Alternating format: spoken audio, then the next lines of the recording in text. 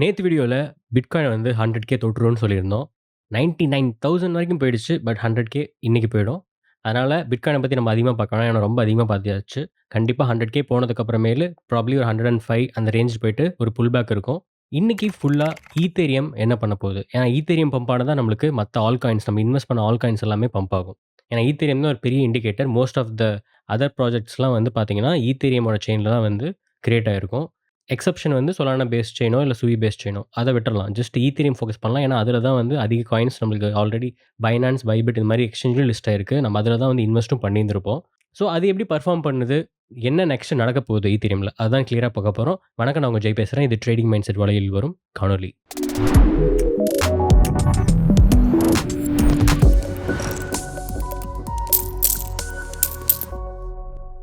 Okay. இப்ப இருக்கிறது நான் வந்து பிட்காயின் சார்ட் யூஸ் பண்ணிட்டு இருக்கேன். இந்த பிட்காயின் சார்ட் வந்து இந்த ரைட்ல இருக்க பொசிஷன் வந்து நான் என்னோட வந்து பேப்பர் ட்ரேடிங் பொசிஷன். இத வந்து நான் ரியல் பொசிஷன் நெனச்சுடாதீங்க.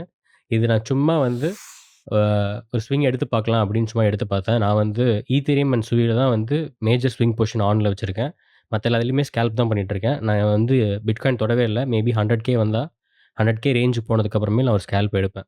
ஸோ, அதனால தான் வந்து சும்மா வச்சிருக்கேன். இது வந்து நான் சும்மா இந்த ரீடெஸ்ட்ல வந்து எடுத்து பார்க்கலாம் அப்படின்னு சொல்லிட்டு நான் எடுத்தேன். அந்த ரீடெஸ்ட் கரெக்ட்டா ட்ரிகர் ஆச்சு. அதுக்கப்புறமேல் பிரைஸ் வந்து மேல போயிட்டு தான் இருக்கு. கண்டிப்பா வந்து நான் செட் பண்ண டேக் ப்ராஃபிட்ட டச் பண்ணிடும்.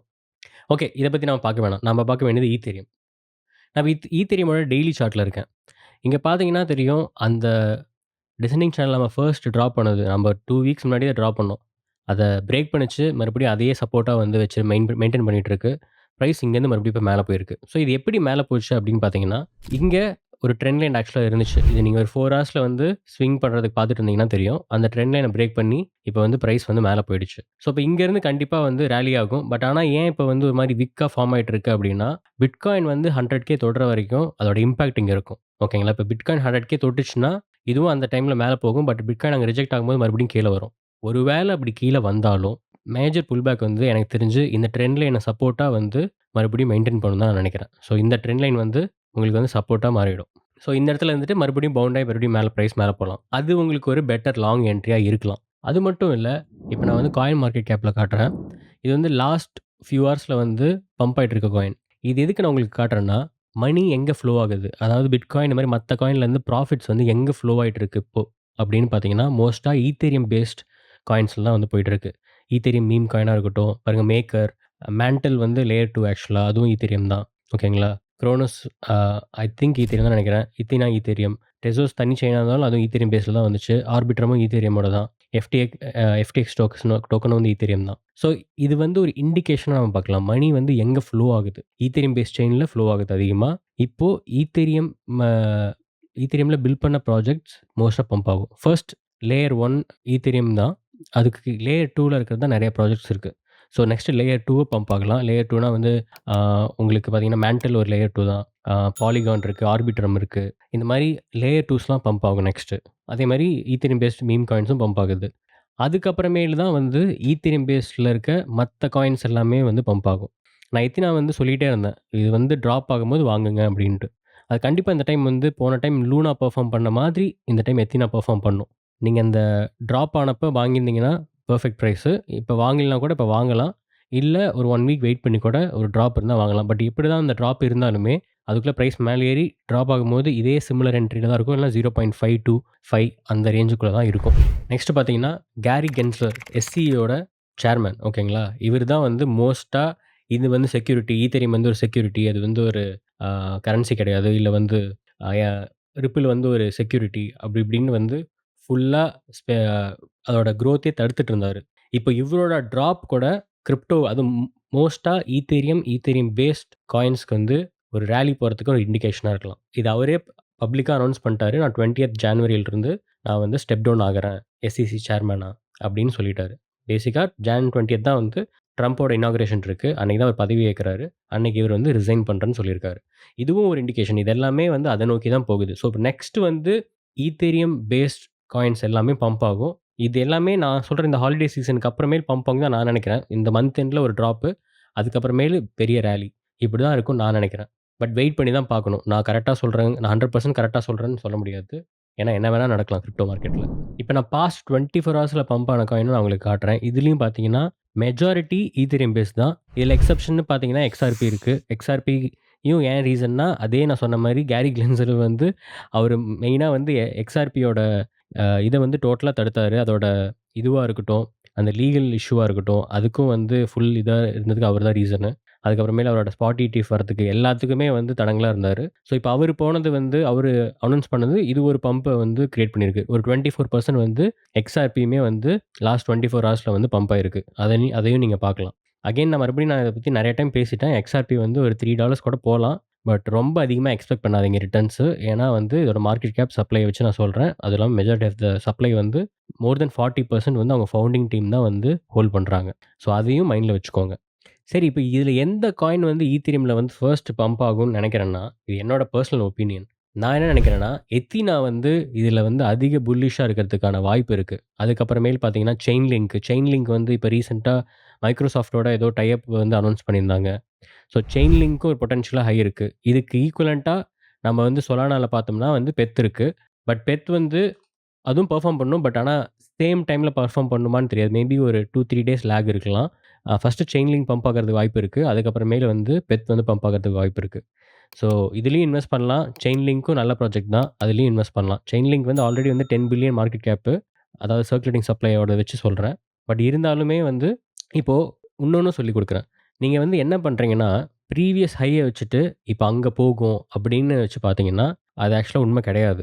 ஏன்னா நீங்க மார்க்கெட் கேப்ப தான் பார்க்கணும். இங்க பிரைஸ் பக்கத்துல மார்க்கெட் கேப் இருக்குல்ல, அத வச்சு கால்குலேட் பண்ணுங்க. ஏன்னா, இப்போ வந்து அந்த டைம்ல எவ்வளோ சப்ளை இருந்துச்சுன்னு நம்மளுக்கு தெரியாது. அதனால இப்போ ஃபார் எக்ஸாம்பிள் இதுல வந்து டோட்டல் சப்ளை 1 பில்லியன் போட்டிருக்காங்க.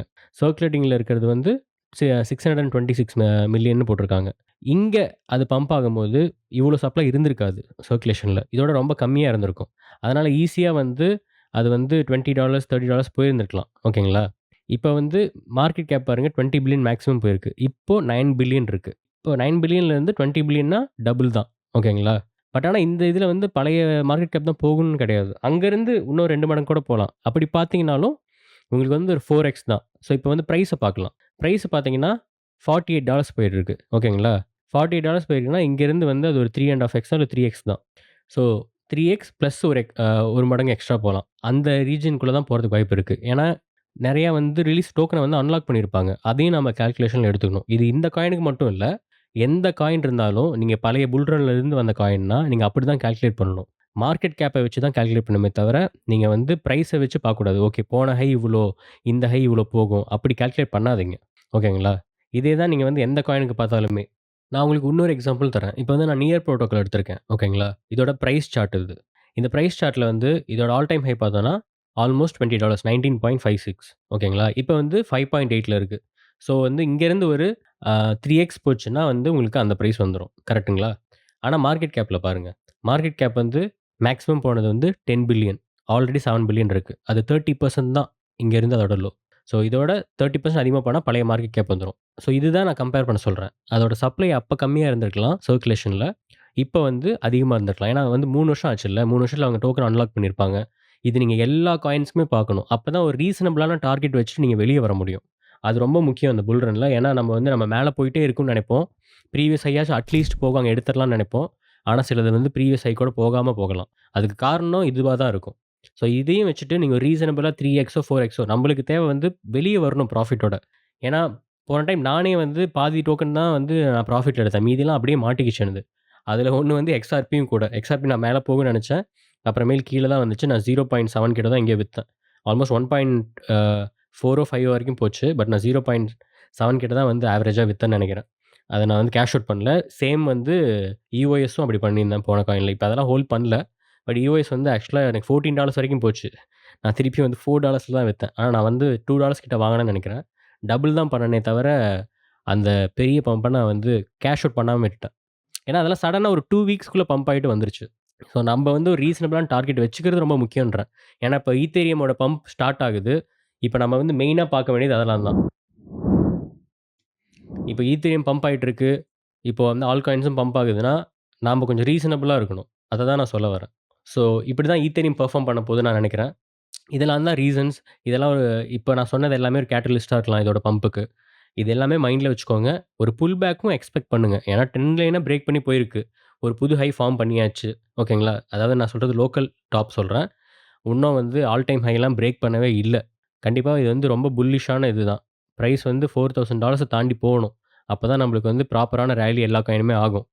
பட் ஸ்டார்ட் ஆயிடுச்சுன்னு சொல்றேன். இது ஒரு நல்ல இண்டிகேஷன். இப்ப வந்து பிட்காயின் ஏதாவது ட்ராப் ஆச்சுன்னா ஒரு புல் பேக் இருக்கும். அத மட்டும் மைண்ட்ல வச்சுக்கோங்க.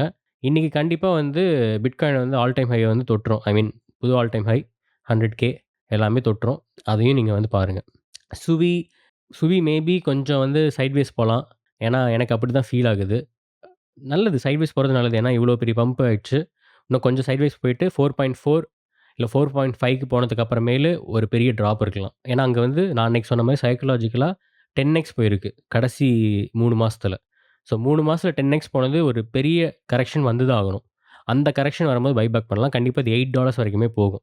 எத்தினா வந்து பாருங்க பம்ப் ஆக ஆரம்பிச்சுருச்சு. ஓகேங்களா? ட்ராப் ஆல்மோஸ்ட் வந்து 0.9 வரைக்கும் வந்துச்சு. நான் 0.48 வந்து சொல்லியிருந்தேன். பட் 48க்கு மேல கரெக்ட்டா வந்து 0.49 அந்த ரீஜியன்ல வந்துட்டு வந்து மறுபடியும் வந்து பம்ப் ஆயிடுச்சு. ஸோ அது ஒரு ரீடெஸ்ட் அப்புறமேல் பம்ப் ஆயிருக்கு. இது வந்து அப்படியே ஈத்தீரியம் டிராவல் பண்ணும் தான் நான் நெனைக்கிறேன். ஏன்னா இது வந்து இப்ப நீங்க வந்து சில சில எக்ஸ்சேஞ்ச் நேத்து கூட ஐ திங்க் பிட்கெட்ன்னு நெனைக்கிறேன். பிட்கெட் வந்து இவங்களோட ஸ்டேபிள் காயின் USDE அந்த ஸ்டேபிள் காயின வந்து பேரோட ட்ரேடிங்க்கு லிஸ்ட் பண்ண ஆரம்பிச்சுட்டாங்க. இப்போ வந்து இத வந்து நெறைய பேர் பண்ண ஆரம்பிப்பாங்க. ஓகேங்களா? பைனான்ஸும் பண்ண ஆரம்பிப்பாங்க. ஏன்னா வந்து இதெல்லாம் வந்து கொலாட்ரல் பேஸ்டு. இது கொஞ்சம் சென்ட்ரலைஸ்ட் கிடையாது. ஆனா வந்து இது அப்படி கிடையாது. USDT, USDCலாம் வந்து சென்ட்ரலைஸ்டு. அதாவது காயின் பேஸ் தான் வந்து USDCய வந்து இது பண்றாங்க. அதே மாரி USDT வந்து டெதர்ங்கிற கம்பெனி வந்து இது பண்றாங்க. ஸோ அவங்க எப்ப வேணாலும் டோக்கன லாக் பண்ணலாம், இது பண்ணலாம். ஆனா DE அப்படி கிடையாது. இது வந்து ஈத்தீரியம் செயின்ல நம்ப DeFiல பண்றது. ஸோ இது வந்து டிஃபரெண்ட். ஸோ அதனால இது கண்டிப்பா பெர்ஃபார்ம் பண்ணும்னு தான் எனக்கு தோணுது. இதோட சப்ளையும் ஐ திங்க் 1 பில்லியன் தான் நெனைக்கிறேன். ஆக்சுவலா இதோட சப்ளை வந்து 15 பில்லியன். பட் ஆனா வந்து சர்க்குலேஷன் இருக்குது 2.8 தான். நீங்க எப்ப மீதி டோக்கன்லாம் அன்லாக் ஆகுதுங்கிறத வந்து ஆக்சுவலா பார்க்கலாம். ஓகேங்களா? இங்க பார்த்தீங்கன்னா தெரியும். மீதி டோக்கன்லாம் எப்ப அன்லாக் ஆகுதுன்னு பார்த்தீங்கன்னா, எதுவுமே வந்து ஜூலைக்கு முன்னாடி அன்லாக் ஆகல. ஐ திங்க் ஜூலை தான் அ ஒரே நிமிஷம். ஏப்ரல் ஏப்ரல் 2ஆம் தேதி அப்ப தான் வந்து 2 பில்லியன் டோக்கன் அன்லாக் ஆகுது. அதுக்குள்ள நம்ம வந்து ப்ராஃபிட்ஸ கேஷ் அவுட் பண்ணி ஆகணும். ஏன்னா அது வந்து ஒரு பெரிய supply. 13% of the total supply. அது ஆக்சுவலா ஒரு மேஜர் அன்லாக் தான். அந்த டைம்ல கண்டிப்பா பிரைஸ் ட்ராப் இருக்கும். பயங்கரமாவே இருக்கும். நம்ம அதுக்குள்ள வந்து இஎன்ஏ வந்து கேஷ் அவுட் பண்ணி ஆகணும். ஏன்னா இப்ப சர்க்குலேஷன் 2.8 பில்லியன் இருக்கிறது ஓகே பெட்டர் தான். இந்த பிரைஸ்க்கு ஜஸ்ட் 1.7 பில்லியன் தான் மார்க்கெட் கேப். ரீசனபிள் தான். ஏன்னா இன்னும் இது ஈத்தேரியம்லயே ரொம்ப முக்கியமான ப்ராஜெக்ட்னால இது வந்து 10 பில்லியன் கூட போலாம். ஆனா, இது வந்து நம்ம மைண்ட்ல வச்சுக்கிட்டே ஆகணும். இந்த டேட்லாம் நீங்க கேலண்டர்ல கூட அலர்ட் மாரி வச்சுக்கோங்க. ஓகேங்களா? ஏன்னா இது ஒரு மேஜர் அன்லாக் தான். ஸோ, அத மட்டும் மைண்ட்ல வச்சுக்கணும் நம்ப. இந்த மாரி எல்லா புது காயின்ஸ்க்குமே நீங்க பார்க்கணும். ஏன்னா புது காயின்ஸ்லாம் வந்து இப்ப தான் வெஸ்ட் பண்ணுவாங்க. டோக்கன்ஸ் வந்து இன்வெஸ்டர்ஸ்க்கெல்லாம் வெஸ்ட் பண்ணுவாங்க. பாருங்க இதில பார்த்தீங்கன்னா, நான் அந்த ஏப்ரல்ல சொல்றேன்ல, அந்த ஏப்ரல்ல இன்வெஸ்டர்ஸ்க்கு மட்டும் almost 1 billion ENA token pump ஆகுது. அது இல்லாம ஏர் ட்ராப்பா ஒரு 750 மில்லியன் ஆகுது. 2 பேருமே செல் பண்ணுவாங்க. கோர் கான்ட்ரிபியூட்டர்ஸ் அவங்க கூட கொஞ்சம் செல் பண்ணாம ஹோல்ட் பண்ணுவாங்கன்னு வச்சுக்கலாம். பட் எனக்கு தெரிஞ்சு எதுக்கு அவங்க மட்டும் ஹோல்ட் பண்ணணும்? அவங்களும் கேஷ் அவுட் பண்ண தானே பார்ப்பாங்க. ஏன்னா அது ஒரு பீக் தொட்டிருக்கும். அவங்களுக்கும் போட்ட எஃபோர்ட்டுக்கு வந்து ப்ராஃபிட் வேணும். கண்டிப்பா அந்த இடத்துல அவங்க டம்ப் தான் பண்ணுவாங்க. ஸோ அதுக்கு முன்னாடி நம்ம செல் பண்றது நல்லது. ஒரு யூசர் வந்து நம்ம டெலகிராம் குரூப்ல வந்து வந்து சொல்ல சொல்லியிருந்தாரு. எந்த பிரைஸ் போகுன்ட்டு. அவருக்கு நான் சொல்றது வந்து நெஜமாலுமே எனக்கு மீம் காயின பிரெடிக்ட் பண்ண முடியல, தெரியல. ஏன்னா அது பியூர் ஸ்பெகுலேஷன்ல தான் போகுது. நான் அதிகமா மீம் காயின்ல இன்வெஸ்ட் பண்ணலன்னு உங்களுக்கும் தெரியும். நான் திருப்பி திருப்பி சொல்றேன். 3.3 பில்லியன் மார்க்கெட் கேப் ஆல்ரெடி இருக்கு. இது ஒரு மீம் காயின். ஓகேங்களா? நான் வேற என்ன சொல்றது? ஒரு மீம் காயினுக்கு இதுக்குன்னு ஒரு யூஸ் கேஸ் ஒண்ணும் கிடையாது. ஆனா மக்கள் அத பார்க்கறது கிடையாது. இன்வெஸ்ட் பண்றாங்க பம்ப் ஆகுறதுனால. ஏன்னா காயினோட ரேட் வந்து கம்மியா இருக்கும் இன்வெஸ்ட் பண்ணும்போது. அதனால இன்வெஸ்ட் பண்ணுவாங்க. இப்ப இவ்ளோ பம்ப் ஆயிடுச்சு. ஓகேங்களா? ஸோ பேசிக்கா வந்து $0.7 இருந்து இப்ப வந்து $3.4 இருக்கு. அது நீங்களே வந்து கணக்கு போட்டுக்கோங்க. ஆல்மோஸ்ட் வந்து 10xக்கு மேல அதெல்லாம். இதெல்லாம் வந்து ஜஸ்ட் நான் ஏர்லி லிஸ்டிங்க்கு முன்னாடி இந்த பிரைஸ் சொல்றேன். இதோட கம்மியாலாம் இருந்திருக்கலாம். யாராவது வாங்கியிருந்தாங்கன்னா. ஸோ இதெல்லாம் பெருசா நான் எக்ஸ்பெக்ட் பண்ண முடியாது. நீங்க ஆல்ரெடி ஒரு டாப்ல உட்காந்துக்கிட்டு இது என்ன 30 பில்லியனா மார்க்கெட் கேப் போப்போது ஒரு மீம் காயின். எனக்கு தெரியல. இங்கேருந்து 10x போறதுக்குலாம் வாய்ப்பு கிடையாது. இங்கேருந்து டபுள் ஆச்சுன்னா தாராளமா எடுத்துட்டு போங்க.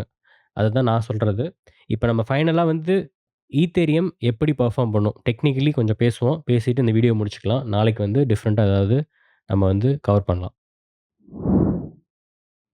ஸோ, இப்ப ஈத்தேரியம் வந்து என்ன பண்ணும்? ஈத்தேரியம் எனக்கு தெரிஞ்சு ஒரு 3700 ரேஞ்ச் வரைக்கும் போலாம். நெக்ஸ்ட் நெக்ஸ்ட் லெக் அங்க தான் இருக்கும். இது வந்து டைரக்ட்டா வந்து நம்ம பிட்காயினோட கம்பேர் பண்ணணும். ஏன்னா பிட்காயின் பம்ப் ஆக ஒரு 100K போச்சுன்னா, இப்போ பிட்காயினோட சார்ட் நான் போடுறேன். இப்ப பிட்காயின் வந்து 100K போகுதுன்னா, 100K மட்டும் போகாது. கண்டிப்பா 102, 3 ஈவன் 105 வரைக்கும் போலாம். ஓகேங்களா? அங்க நம்ம லிக்விடேஷன்லாம் அன்னைக்கு நேத்து பார்த்தோம்ல. நேத்து இதுல வந்து 98 ரீஜியன்ல லிக்விடேஷன் நெறைய இருக்குன்னு பார்த்தோம். ஸோ அந்த லிக்விடேஷன் தான் வந்து இங்க ப்ளே ஆயிட்டுருக்கு. முன்னமே வந்து இந்த இடத்துல வந்து நெறைய லிக்விடேஷன் ஆனதுனால பிரைஸும் வந்து இங்க வந்து நல்லா பிரேக் ஆக மாட்டேங்குது. 99 வரைக்கும் போயிருக்கு. 99,200 வரைக்கும் போயிருக்கு. இன்னும் $800 தான் 100Kக்கு. இப்போ கண்டிப்பா இன்னைக்கு போயிடும். அதுல எந்த சந்தேகமும் கிடையாது. பட் ஆனா அதையும் தாண்டி கொஞ்சம் போகும். அதுதான் யூசுவலா பண்ணும். ஸோ ஒரு 105 வரைக்கும் நம்ம வந்து மேக்ஸிமம் வச்சுக்கிட்டா கூட, அது வரைக்கும் போற வரைக்கும் ஈத்தேரியமும் அதுக்கு ஈக்குவலா வந்து பிரைஸ் வந்து மூவ் ஆயிட்டு தான் இருக்கும்னு நெனைக்கிறேன். இப்ப வந்து பெருசா வந்து ஒரு ரிஜெக்ஷன் இருக்க மாரி இருக்கு. பட் ஆனா இது வந்து பிட்காயின் மறுபடியும் வந்து கொஞ்சம் ஸ்டார்ட் பண்ணும்போது அப்படியே போகும். அங்க பிட்காயின் 2% ரிஜெக்ட் ஆகுதுன்னா, இங்க ஒரு 4% ஈத்தேரியம் ரிஜெக்ட் ஆகுது. ஸோ இதே தான் ஆல் காயின்ஸ்க்கும் நடக்கும்.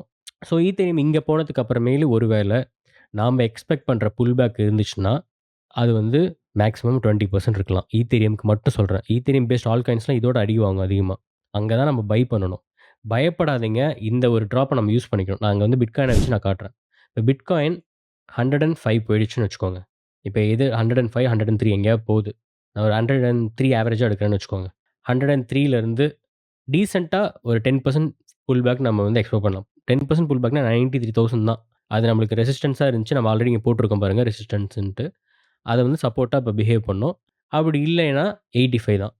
85 வந்துச்சுன்னா, அது ஆல்மோஸ்ட் வந்து 17%. கண்டிப்பா அதுக்கு கீழ போறதுக்கு வாய்ப்பு ரொம்ப, ரொம்ப கம்மி. அப்படியே போனா சிஎம்இ கேப் இருக்கு. பட் ஆனா, அவ்வளோ தூரம்லாம் வாய்ப்பே இல்லன்றேன். இங்க 17% போச்சுன்னா, டபுளா ஆல் காயின்ஸ் அடி வாங்கும். அதுல வந்து இது மாரி லேயர் 1 ஈத்தேரியம், சொலானா இதெல்லாம் மேபி வந்து ஈக்குவலா 17%, 20% போலாமே தவிர, அதுக்கு கீழ இருக்க மத்த டிஃபை ப்ராஜெக்ட்ஸ் எல்லா ப்ராஜெக்ட்ஸும் 30% அடி வாங்கும். அதுக்குள்ள அதுவும் கொஞ்சம் பம்ப் ஆயிருக்கலாம். பட் 30% அது அடி வாங்கும்போது அன்னைக்கு வாங்குங்க. அன்னைக்கு உங்க ஸ்பாட் இன்வெஸ்ட்மென்ட் எல்லாம் பண்ணுங்க. அதுக்கப்புறம் ஒரு 4 மாசத்துக்கு ஜஸ்ட் ராலிய என்ஜாய் பண்ணுங்க. ஒரு 3x போனதுக்கு அப்புறமேலு கன்சிடர் பண்ணுங்க விக்கலாமா? வேணாமான்னு அது காயின பொறுத்தவரைக்கும். நம்ம ஃபுல்லா பார்த்தோம்ல மார்க்கெட் கேப்ப வச்சு பாருங்க. பட் இத வச்சு பார்க்காதீங்க. பிரைஸ வச்சு பார்க்காதீங்க. ஸோ ஈத்தேரியம் அதுக்கு அப்புறமேலு அங்க வந்துச்சுன்னா கூட இந்த லெவல்ல தான் வந்து ட்ராப் இருக்கும். அதுக்கு மேல இருக்க வாய்ப்பு ரொம்ப ரொம்ப கம்மி. ஓகேங்களா? இந்த ரீஜியன்குள்ள தான் ட்ராப் இருக்கும். இப்ப இங்க இருந்தே ட்ராப் ஆகுதுன்னு வச்சா கூட வொர்ஸ்ட் கேஸ் வந்து இங்க போலாம். இல்லைன்னா அத தாண்டி இந்த ரீஜன் போலாம். அதுக்கு கீழ போகாது. பட் இதெல்லாம் எனக்கு ரொம்ப டவுட்ஃபுல்லா இருக்கு. இங்கேருந்து பிரைஸ் மேல போயிட்டு, இந்த ரீஜியன்குள்ளேயே இந்த நம்ம சப்போர்ட் ட்ரெண்ட் லைன் வரைஞ்சிருக்கோம்ல, அது பிரேக் பண்ண ட்ரெண்ட்ல தான் இப்ப சப்போர்ட்டா இருக்கும் நெக்ஸ்ட்டு. அதையோ இல்ல அதுக்கு கீழ இருக்க டிசெண்டிங் சேனல் சப்போர்ட். அதுக்குள்ளேயே தான் முடியும்னு நெனைக்கிறேன். ஸோ மறக்காம இங்க லாங் பண்ணியிருந்தீங்க. நான் ஆல்ரெடி நம்ம லாங் 3 நாளைக்கு முன்னாடி சொல்லியிருந்தோம் குரூப்ல. இங்க லாங் பண்ணியிருந்தீங்கன்னா, கண்டிப்பா ஆல்ரெடி ப்ராஃபிட். உங்க ஸ்டாப் லாஸ் வந்து இதுக்கு கீழ தான் இருக்கும்னு நான் சொல்லியிருந்தேன் குரூப்ல. உங்களோட இப்ப டேக் ப்ராஃபிட் ஆல்ரெடி ப்ராஃபிட்ல இருக்கீங்கன்னா, உங்க டேக் ப்ராஃபிட் வந்து இங்க வச்சுக்கோங்க. ஏன்னா, வொர்ஸ்ட் கேஸ் இங்க வரலாம். இது ட்ரிகர் ஆகலாம். இல்ல பிரைஸ் மேல போச்சுன்னா, நீங்க வந்து இத வந்து உங்களோட டேக் ப்ராஃபிட்டா வச்சுக்கிட்டு, அதாவது ப்ராஃபிட்ட வந்து எப்பயுமே ஸ்டாப் லாஸ் மாரியே வைக்கலாம். ஒன்ஸ் அது ப்ராஃபிட்டுக்கு போனதுக்கு அப்புறமேலு. அப்படி வச்சுக்கலாம். உங்க ராலி கன்டின்யூ பண்ணணும் அப்படின்னா. இல்ல அது உங்களோட இஷ்டம் தான். இங்க போனதுக்கு அப்புறமேலு ஹெட்ஜும் பண்ணலாம். ஸோ, உங்களோட டெசிஷன் தான். கரெக்ட்டா எடுங்க. நாளைக்கு என்ன வீடியோல கவர் பண்ணலாம்னு சொல்லுங்க. நான் வந்து என் மைண்ட்ல என்ன இருந்துச்சுன்னா, பிட்காயின் வந்து எவ்வளோ நாள் பம்ப் ஆகும்? இந்த புல் ரன் எவ்வளோ நாள் லாஸ்ட் ஆகும்? அத பத்தி பேசலான்னு இருந்தேன். அது உங்களுக்கு புடிச்சிருந்தா சொல்லுங்க. அத நான் நெக்ஸ்ட் வீடியோவா பண்றேன். நாளைக்கு பார்ப்போம். பாய். டவுட் இருந்தா குரூப்ல கேளுங்க. மறக்காம குரூப்ல ஜாயின் பண்ணுங்க. Twitterல, Instagramல எல்லா இதுலயுமே ஃபாலோ பண்ணுங்க. மறக்காம உங்க ஃப்ரெண்ட்ஸோட ஷேர் பண்ணுங்க. ஏன்னா நான் டெய்லி வீடியோ போடுறேன். 1000 தான் நம்ம டச் பண்றோம். அட்லீஸ்ட் ஒரு 2000, 3000 வியூஸ் வந்துச்சுன்னா பெட்டரா இருக்கும். எனக்கும் கொஞ்சம் மோட்டிவேட்டடா இருக்கும் வீடியோ டெய்லி பண்றதுக்கு, இன் டெப்த்தா இன்னும் போறதுக்கு. பாய்.